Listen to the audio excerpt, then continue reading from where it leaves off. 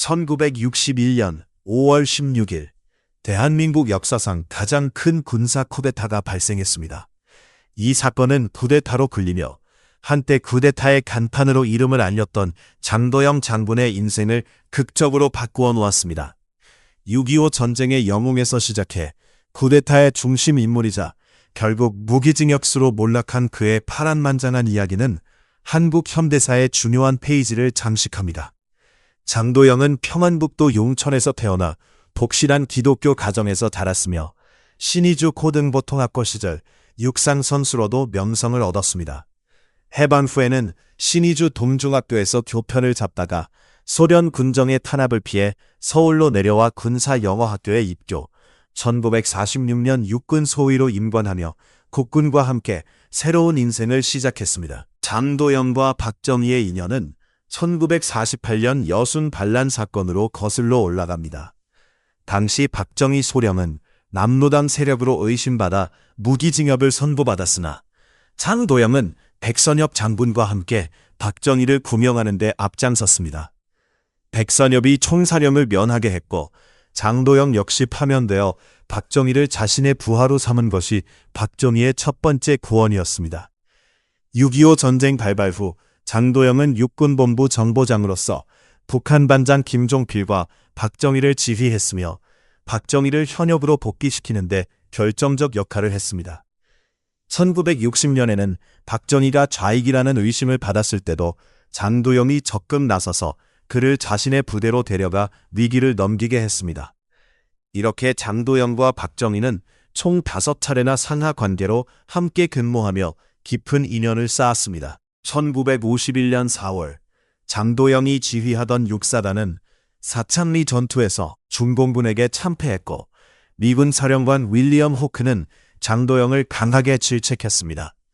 이후 장도영은 단호한 조치를 취해 연대장과 작전 주임 등 주요 지휘관을 교체하고 부대를 완전히 재편성했습니다. 5월 1일 현장에서 병사들 앞에 서서 분노와 각오를 드러낸 그는 사창리 전투에서의 치욕을 씻기 위해 병사들이 죽음을 각오하고 싸워야 한다고 강조했습니다. 병사들은 눈물을 흘리며 결의를 다졌고 5월 17일 밤 중공군 2만 명이 공격해오는 상황에서 장도영은 교리에 어긋나는 전술로 제2연대를 북한 강변에 전진 배치하는 과감한 도박을 감행했습니다. 장도영의 전략은 중공군의 심리를 정확히 꿰뚫은 탁월한 판단이었습니다. 중공군은 전초 부대를 주저항선으로 착각해 전 병력을 쏟아부었고 미 공군과 포병의 압도적 화력 지원과 더불어 제2연대 병사들은 죽음을 각오하고 끝까지 버텼습니다. 5월 21일 중공군이 무너지기 시작했고 육사단은 이를 가차없이 추격해 30대 1이라는 압도적 승리를 거두었습니다. 용문산 전투는 6.25 전쟁의 흐름을 완전히 바꾸는 결정적 승리였으며 중공군의 전략에 밀리던 국군이 숨을 돌리고 사창리의 수치를 씻어낸 역사적 순간이었습니다. 이후 전쟁은 전면전에서 고지전으로 전환되어 휴전회담이 시작되면서 전선은 교착 상태에 들어갔습니다. 전쟁이 끝난 후 장도영은 승승장구하며 군단장, 육군 참모총장, 제2군 사령관을 거쳐 1961년 2월 제2공화국 전면 국무총리에 의해 육군 참모총장으로 임명되었습니다. 당시 38세로 매우 젊은 총장이었으나 임명 초기부터 그의 진면목에 대한 의문이 제기되었습니다. 국회의원 이철승은 장도영의 겉과 속이 다르다며 인준을 반대했고 민주당 내부에서는 그가 군사 쿠데타를 일으킬 위험이 있다고 경고했습니다. 흥미롭게도 장도영을 참모총장으로 추천한 것은 박정희 세력이었습니다. 박정희는 향후 쿠데타를 위해 자신과 친한 장도영을 미리 총장 자리에 앉혔던 것입니다. 1961년 5월 초 장면 국무총리는 장도영을 여러 차례 불러 박정희가 주도하는 쿠데타 모의에 대해 확인했지만 장도영은 매번 이를 부인했습니다. 그러나 미 CIA 서울지부 문서에 따르면 장도영은 쿠데타 계획을 알고 있었고 CIA 지부장과 정보를 공유하기도 했습니다. 그는 박정희를 체포할 증거가 없으며 체포가 오히려 쿠데타를 촉발할 것으로 믿고 있었습니다. 또한 장도영은 박정희가 평소에 쿠데타 이야기를 자주 했기 때문에 실제 실행할 것이라고 믿지 않았고 박정희에 대한 경계심도 낮았습니다. 그가 박정희의 윗사람으로 여러 차례 은혜를 베푼 만큼 어린 부하에게 배신당할 것이라 상상하지 못했던 것입니다. 5월 15일 밤 장도영은 쿠데타가 실제로 일어난다는 사실을 알게 되었고 헌병대에게 쿠데타 장교들을 체포하라는 명령을 내렸으나 헌병대는 박정희 세력과 결탁해 이를 실행하지 않았습니다. 5월 16일 새벽 혁명군이 한강을 건너 서울로 진입하자 장도영은 처음에는 발포를 명령했지만 오후가 되자 갑자기 태도를 바꿔 혁명 지지 쪽으로 돌아섰습니다. 이는 윤보선 대통령의 아군끼리 피를 흘리지 말라는 주문 때문이었으며 주한미군과 제1야전군 사령관이 쿠데타 진압을 강력히 주장했음에도 윤 대통령이 이를 거부했기 때문입니다.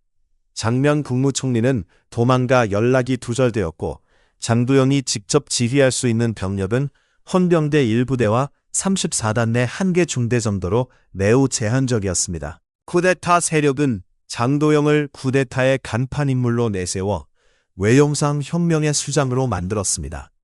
5.16 혁명 공약도 장도영 의장의 이름으로 발표되었는데 그 이유는 육군 참모총장이 혁명의 수장으로 나서면 쿠데타가 소수 장교 집단이 아닌 정통성을 가진 군의 지지를 받는 것처럼 보일 수 있었기 때문입니다. 또한 장도영은 확실한 반공주의자로서 미군과 국제사회의 의심을 불식시킬 수 있었고 미 제8군 사령관 맥그루더와도 친분이 있었습니다. 그는 쿠데타 직후 맥그루더를 설득해 병력 투입을 막았고 미군은 결국 쿠데타를 인정하게 되었습니다. 장도영은 국가재건 최고회의 의장, 내각수반, 국방부 장관, 육군 참모총장 등 막강한 권한을 거머쥐었으나 이는 허상이었습니다. 권한을 행사하자 박정희 세력의 불만이 폭발했고 김종필 등은 장도영의 권한을 축소하기 시작했습니다. 6월 3일 국가재건 최고회의는 의장이 다른 직책을 겸임할 수 없다는 조항을 통과시켰고 박정희가 상임위원장으로 국정을 총괄하게 되었는데 장도영은 이에 강력히 반발하며 신임 투표를 제안하고 민정 이양 시기를 앞당기겠다는 폭탄 선언을 했습니다. 그러나 김종필은 이것이 혁명을 흔드는 행위라 판단하고 박정희 몰래 장도영 체포작전을 지시했습니다. 1961년 7월 2일 김종필은 중앙정보부와 헌병대를 동원해 장도영 체포작전을 감행했습니다. 장도영은 미리 감지한 듯 집에 가지 않고 내각수반실 숙직실에 머물렀으며 헌병들 혐오를 받았지만 중앙정보부 요원의 기습 진입에 저항하지 못하고 자택에 연금되었습니다. 김종필이 장도영의 자택을 방문했을 때 그는 체념한 상태였고 김종필은 박정희에게 이를 보고했습니다. 박정희는 놀라지 않고 혁명의 과정이라며 모든 책임을 자신이 지겠다고 말했습니다. 장도영의 권력은 매우 짧았고 7월 의장직에서 해임된 후 8월에는 중장으로 강제 예편당했습니다. 1962년에는 반혁명 내란 음모 혐의로 기소되어 1963년 3월 무기징역 판결을 받았습니다. 결국 장도영은 박정희 세력에 의해 이용당한 인물이었습니다. 박정희는 평소 장도영에게 미안한 마음을 가졌다고 전해집니다. 장도영의 부인 백형숙 씨는 남편이 권력욕 때문에 몰락했다는 주장은 사실이 아니라고 밝혔습니다. 남편은 혁명 공약대로 하루빨리 민정 이양을 원했으나 장기 집권을 꿈꾸던 박정희와 의견 충돌로 인해 쫓겨난 것이라고 말했습니다. 무기징역 선고 후 곧 형 집행 면제로 풀려난 장도영은 1962년 미국 미시간주로 강제로 이주당했습니다.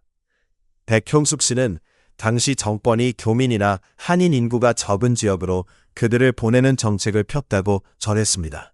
미국에 간 장도영은 놀라운 학업 성과를 이루었습니다. 1969년 미시간 대학에서 정치학 박사 학위를 받았고 1971년부터 1993년 정년 퇴직할 때까지 웨스턴 미시간 대학교 정치학 교수로 재직했습니다. 1968년 서울을 방문해 박정희 대통령을 만났으나 귀국 권유를 거절하며 새로운 삶을 선택했습니다. 장도영은 생전 5.16 쿠데타에 대해 일관되게 부정적인 견해를 밝혔으며 2001년 회고록에서는 군부 세력의 허위 보고로 인해 진상규명이 실패했다고 고백했습니다. 그는 쿠데타를 사전에 알고 지원하거나 방조했다는 주장은 쿠데타 세력에 의해 날조된 역사라고 주장했습니다. 퇴직 후 장도영은 부인과 함께 플로리다로 이주해 조용한 여생을 보냈습니다. 그러나 치매와 파킨슨병 투병으로 건강이 급격히 악화되어 휠체어 없이는 움직일 수 없었으며 대화도 거의 불가능한 상태가 되었습니다. 2011년 한 인터뷰에서 그는 박정희와 김종필에 대한 서운한 감정은 없다고 밝혔으며 한국으로 돌아가고 싶지 않다는 질문에는 대답하지 않고 먼 산만 바라보았습니다. 2011년 8월 3일 미국 플로리다 올랜도에서 89세의 나이로 별세했으며 유족으로는 부인 백형숙 씨와 5 자녀가 있습니다. 그중 3명은 의사, 나머지는 미국에서 사업을 하고 있는 것으로 알려졌습니다. 장도영은 6.25 전쟁의 영웅이자 용문산 전투의 명장이었음에도 결국 타국에서 쓸쓸히 생을 마감했습니다. 그의 삶은 배신과 신뢰, 은혜와 배신 사이를 오가며 한국 현대사의 복잡한 면모를 드러냅니다. 3번이나 목숨을 구해준 은인에게 배신당한 장도영. 그의 선택과 운명은 오늘날까지도 많은 이들에게 깊은 숙제를 남기고 있습니다. 여러분은 장도영의 인생과 선택에 대해 어떻게 생각하십니까? 댓글로 여러분의 의견을 나누어 주세요. 여러분의 한 줄 의견이 역사를 기록합니다. 오늘 영상이 도움이 되셨다면 구독과 좋아요, 알림 설정까지 부탁드립니다. 시청해주셔서 감사합니다.